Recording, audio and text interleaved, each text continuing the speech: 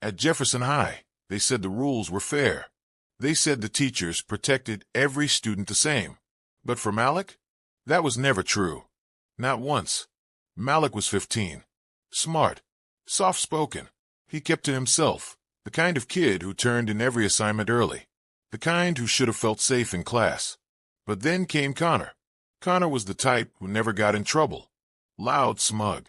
The kind of kid who called it just joking when he mocked Malik's hair. His voice. His name. It started small. A bump.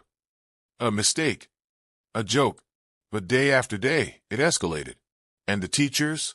They saw it. They chose not to. Ms. Chambers saw Connor throw the pencil.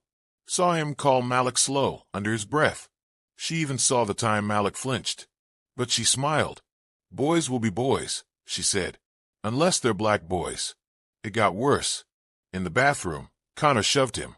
Called him ghetto. Told him to go back to where he came from. Malik didn't swing. Didn't shout. Just walked out, shoulders stiff, fists clenched. He didn't want trouble. He just wanted peace. But the next morning, trouble found him anyway. Ms. Chambers had filed a report. Malik has been aggressive, disrespectful, intimidating other students. Aggressive. For walking away. For surviving. That day, Ms. Chambers told the whole class, "We don't tolerate bullies at Jefferson High." And every eye turned toward Malik, while Connor smiled, like he won, because he did. Malik told his mom. She wanted to raise hell. But Malik, he begged her not to. "They'll just make it worse," he said. "Please, just let go." But the truth? He was already breaking. Then came the footage. From a student's phone. Hidden grainy. But clear enough to see what really happened in that bathroom.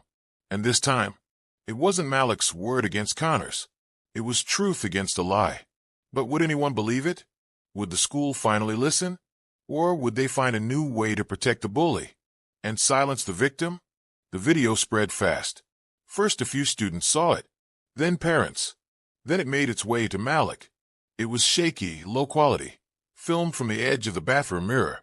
But it was enough. Enough to show Connor push him. Call him names. Laugh. And enough to prove. Malik hadn't touched him. Malik's mom came in holding her phone tight. No yelling. No shouting. Just facts. She played the video. Silence. Then, the principal leaned back and said, "Why didn't you tell us sooner, Malik?" As if he was the problem. Malik had told them. In 100 small ways. Every wince. Every silence. Every lowered eye. They just didn't hear him. Because they didn't want to. Ms. Chambers sat with arms crossed. Her voice? Flat. Defensive. "I didn't see that happen. That's not what I understood. Connor has never given me a reason to worry." But this time, her words weren't enough. The evidence spoke louder. By the next day, everyone had seen it. Connor's smirk was gone. He sat quiet, eyes darting. The same kids who used to laugh with him now whispered behind his back.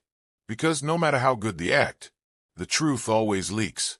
When Malik walked back into class, it wasn't victory he felt. It was weight. He didn't want revenge. He wanted space to breathe, to exist without fear. But that's the thing about systems built to protect the loudest voice. Even when they're exposed, they fight back. Behind closed doors. A meeting was already happening. "We need to control the narrative," the principal whispered. "We can't afford scandal." And Miss Chambers? She nodded. It's his word against the school now. For the first time, someone at school asked Malik how he felt.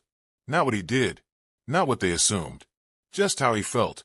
And Malik, he almost didn't know what to say. Because no one had ever asked. That counselor, she didn't stay silent. She took the video. Took Malik's story. Took the truth. And brought it to the next staff meeting. "You don't get to ignore harm just because it's not loud," she said. "Because silence, that's where bias grows." Miss Chambers was reassigned. That's how schools handle it. No apology. No accountability. Just a quiet shuffle. Out of sight. Out of blame. The principal read a statement. "We are committed to equity, safety, and student well-being." But the truth? They weren't sorry it happened. They were sorry it got caught. Connor got a suspension. 3 days. Enough to calm the noise. Enough to check a box. But Malik knew. This wasn't about punishment. It was about pattern. Because if it happened to him, it's happening to someone else right now. Malik's mom didn't let it end there. She called parents, pulled in community leaders, spoke up in the same auditorium where her son had been ignored. And this time, they listened. And Malik, he stood up too, in front of the whole school. Voice steady, hand shaking. He told them what they'd missed. That bathroom wasn't the first time. It was just the first time someone filmed it. They say our silence is strength. But sometimes silence is just fear. And I'm done being afraid. Malik's words rippled through that school. A few teachers got trained. A few policies changed.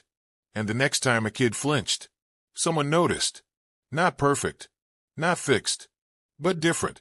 And sometimes, that's how justice starts. They tried to protect the bully. Tried to blame the victim. Tried to bury the truth.